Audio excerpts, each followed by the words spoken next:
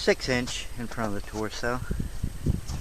Marlin 1894 S 44 Magnum. Got the BSA scope on it. Lee 240 grain semi-wad cutter, cast bullet. Gas checked, 100 yards. What I did, I'd put this firesight on there, and I had to remove the scope and test it,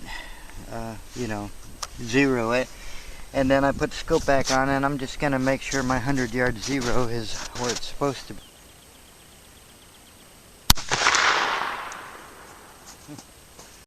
I think I'm high to the right, hopefully. That's where the dirt looks torn up, right there.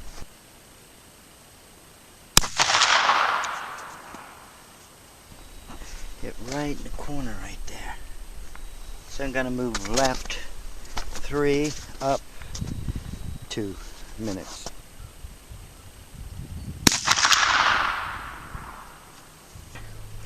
Since I'm positive that was a good shot, everything was right, I'm going to move over 1 minute, 1.5.